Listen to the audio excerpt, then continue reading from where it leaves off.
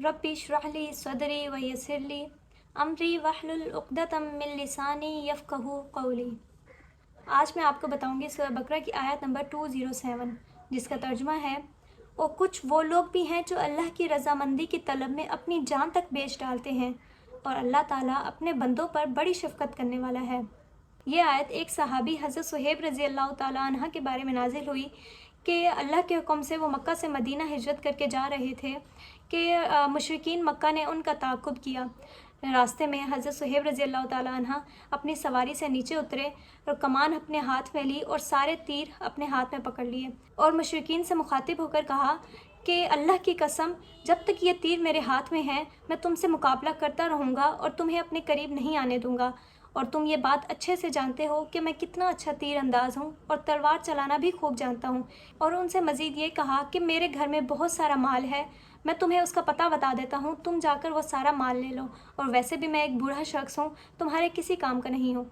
तो उन्होंने फिर मुशरिकीन को अपने घर का वो पता बता दिया जहाँ पे उन्होंने माल रखा हुआ था, और मुशरिकीन इसी बात पर ही राज़ी हो गए। तो वो मुशरिकीन माल का सुनकर वहाँ से चले गए और हज़रत सुहैब रज़ी अल्लाह ताला अन्हा हिजरत करके मदीना पहुँच गए।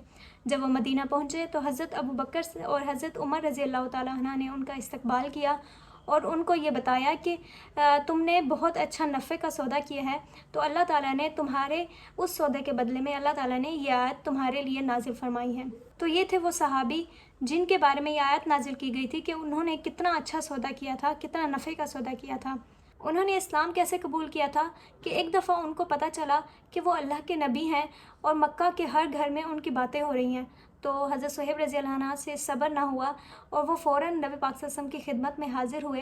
तो वो जब दार अरकम पहुँचे तो वहाँ उनकी मुलाकात हज़रत अम्मार बिन यासिर रज़ी अल्लाह अन्हु से हुई। तो वो दोनों नबी पाक सल्लल्लाहु अलैहि वसल्लम की खिदमत में हाज़िर हुए और नबी पाक सल्लल्लाहु अलैहि वसल्लम से दीन की कुछ बातें दरियाफ़्त की। तो इसी दावत के मौके पर ही उन दोनों ने इस्लाम कबूल कर लिया। उनके इस्लाम कबूल करने के बाद ही कुफ़ार कुरैश ने उन पर जुल्म और सितम करना शुरू कर दिया था। तो अल्लाह ताला ने फिर हुक्म दे दिया उनको हिजरत का। फिर उन्होंने बाकी सहाबा के बाद हिजरत शुरू की क्योंकि कुफ़ार ने उनको कैद कर दिया था। तो ये थे हज़रत सुहैब रज़ी अल्लाह ताला अन्हा ने कि उन्होंने कितनी मुश्किलात सही थी इस्लाम कबूल करने के बाद।